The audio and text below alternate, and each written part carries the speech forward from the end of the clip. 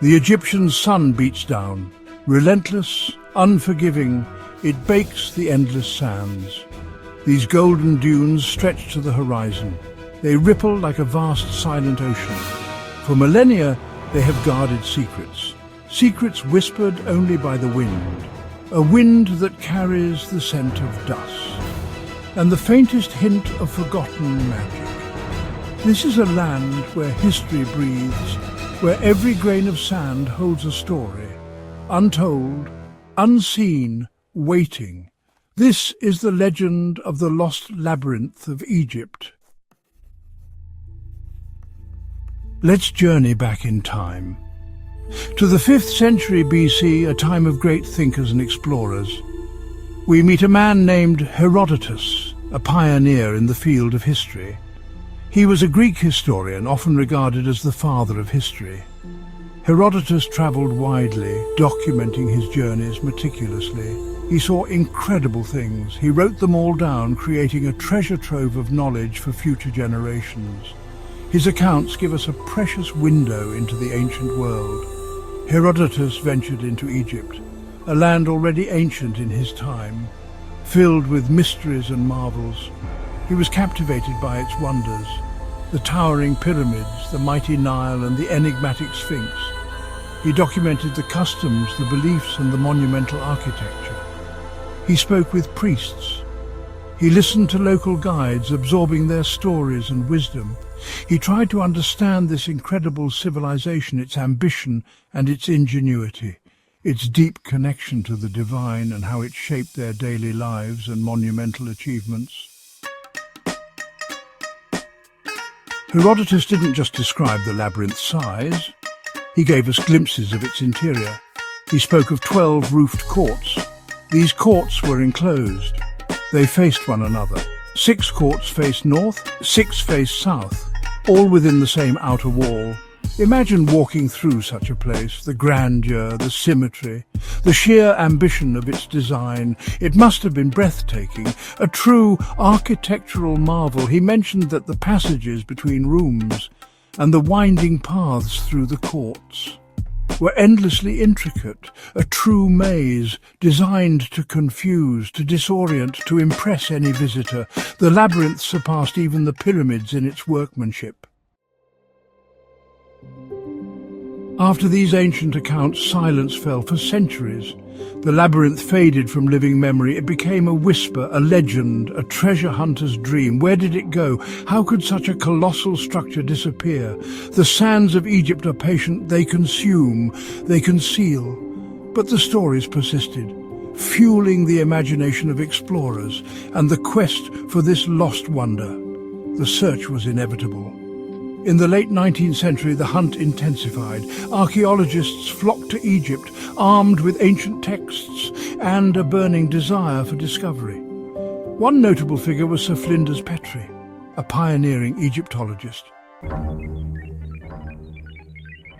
Fast forward to the modern era, where the fusion of technology and archaeology has opened up new frontiers.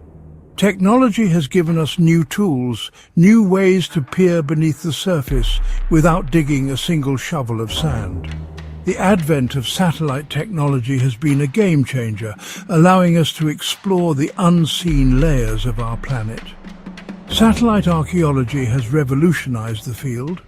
By using satellites orbiting high above the Earth, we can now detect and analyze ancient sites with unprecedented precision.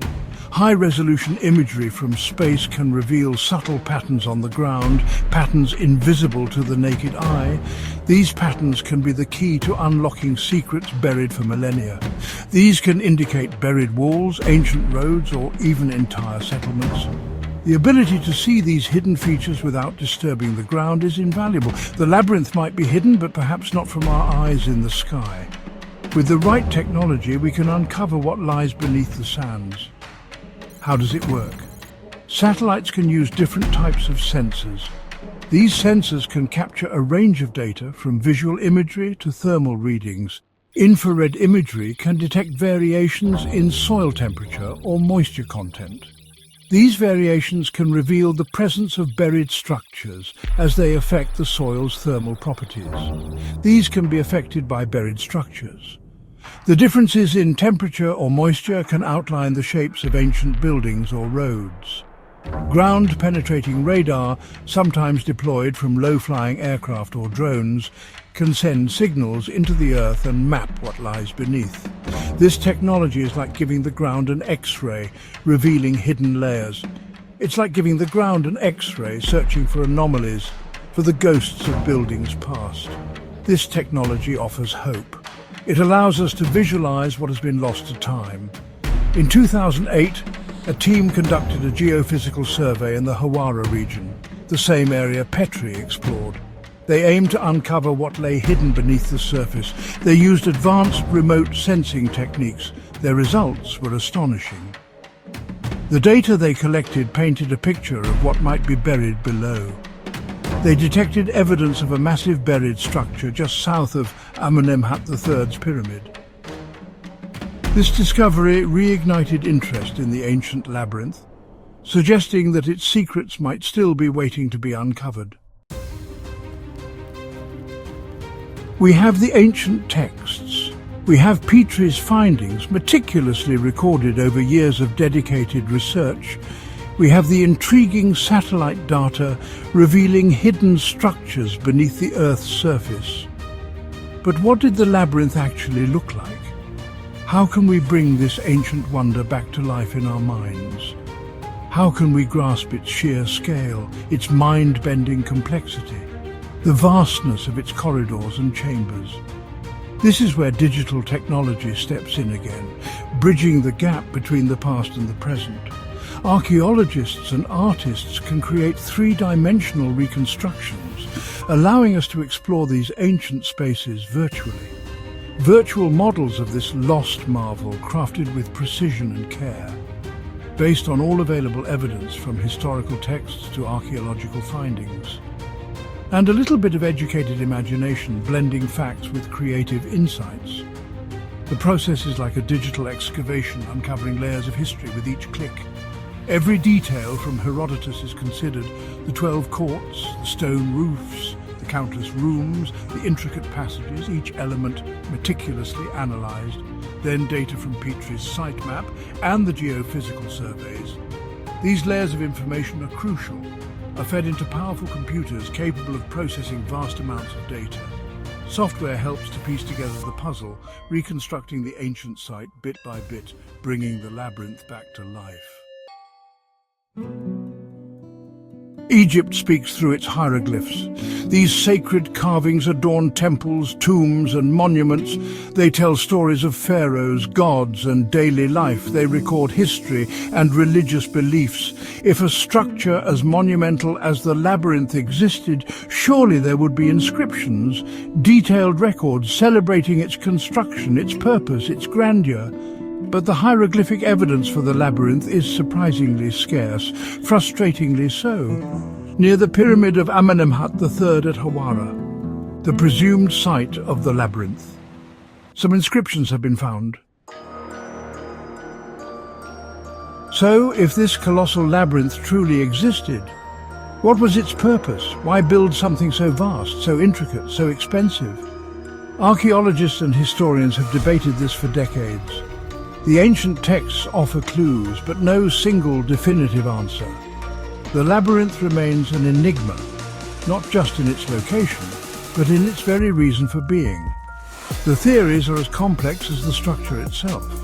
One prominent theory suggests it was a grand administrative center for the nomes or provinces of ancient Egypt. Herodotus mentioned 12 courts. Some scholars link this to the number of nomes, or administrative districts. Perhaps each court represented a region, a place where officials met.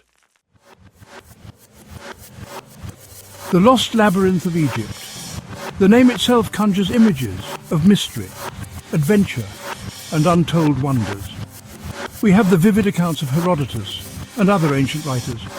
We have tantalizing clues from early excavations, like those by Flinders Petrie.